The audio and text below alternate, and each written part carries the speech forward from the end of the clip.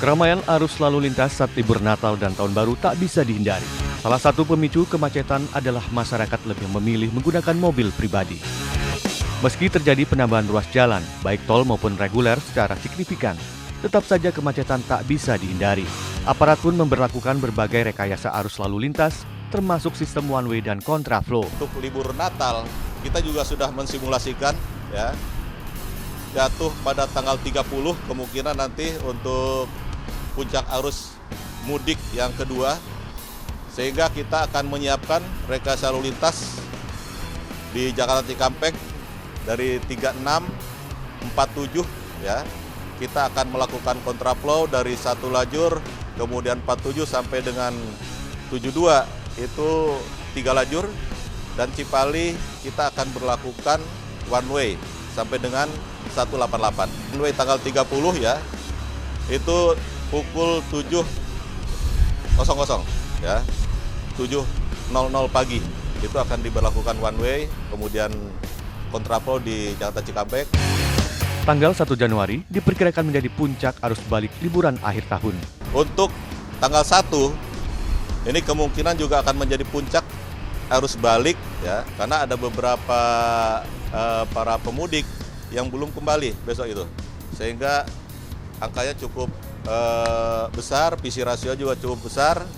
Kita harus melakukan one way nantinya, apakah dari 188 atau dari Kali Kangkung. Ini tergantung nanti situasinya. Ya, tanggal 1 itu kita akan berlakukan one way juga di pukul 14.00. Ini situasional, nanti selesainya jam 24.00 atau nanti diperpanjang. Satu hal yang harus diwaspadai, sistem rekayasa arus lalu lintas guna memperlancar laju kendaraan di jalan tol justru membuat sebagian pengendara menjadi tidak fokus saat berkendara.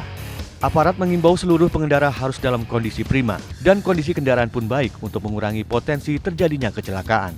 Penerapan rekayasa lalu lintas untuk mengantisipasi kepadatan baik itu di jalan tol maupun non-tol terbukti efektif untuk mengurangi kemacetan. Dia akan melakukan perjalanan jauh, tentu diharapkan bisa mempersiapkan kondisi kendaraannya agar dalam kondisi yang prima.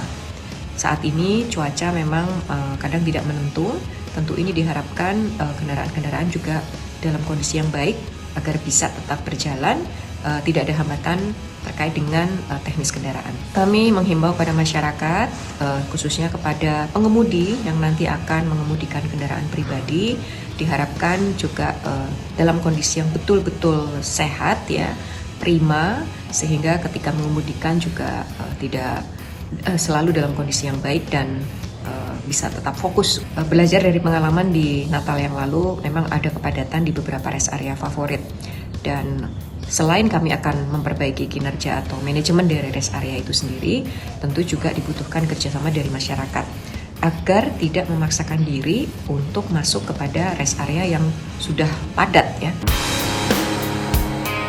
Masalah yang kerap ditemui saat mudik adalah kemacetan akibat tidak terkendalinya keramaian di tempat peristirahatan jalan tol. Menyiasati hal ini, pengelola jalan tol memutuskan untuk mengoperasikan sejumlah rest area fungsional. Seperti rest area di kilometer 439A Jalan Tol Semarang-Solo. Rest area sementara di kilometer 203 Tol Cisumdawu juga resmi dibuka pada libur akhir tahun ini. Sejumlah fasilitas lengkap yang tersedia di rest area fungsional itu diharapkan bisa membuat mudik akhir tahun menjadi nyaman. Kami telah bisa melaksanakan pengadaan tempat istirahat sementara. Permanen berarti di sini, permanennya.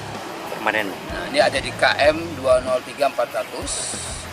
Dan ini nanti setelah Nataru 2024 akan kita konstruksi lebih lanjut supaya tuntas penyelesaian rest area kami secara permanen.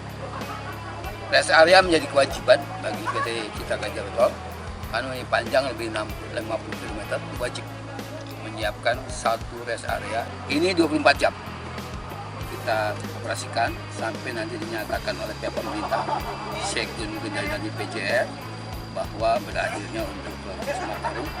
Kita tunggu saja.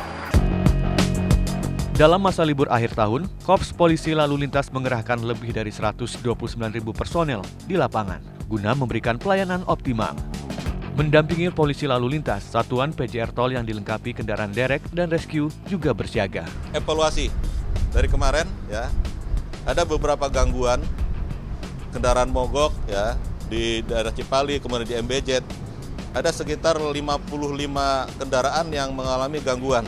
Ini sangat menghambat ya arus lalu lintas, sehingga rekayasa lalu lintas yang kita lakukan juga ini masih terjadi pelambatan karena ada beberapa mobil dapat gangguan.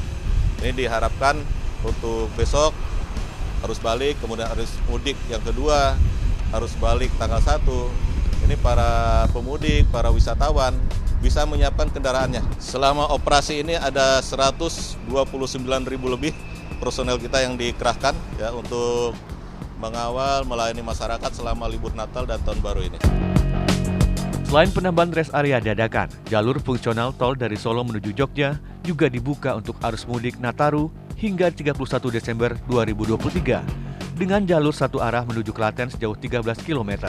Sedangkan tanggal 1 hingga 3 Januari 2024 juga dibuka untuk arus balik Nataru dari gerbang tol Karanganom Klaten menuju gerbang tol Colomadu atau gerbang tol Banyudono. Dan operasionalnya dibuka dari jam 6 pagi hingga 5 sore. Selamat menikmati libur akhir tahun, berkendaralah dengan hati-hati dan bertanggung jawab demi mengurangi risiko kecelakaan lalu lintas.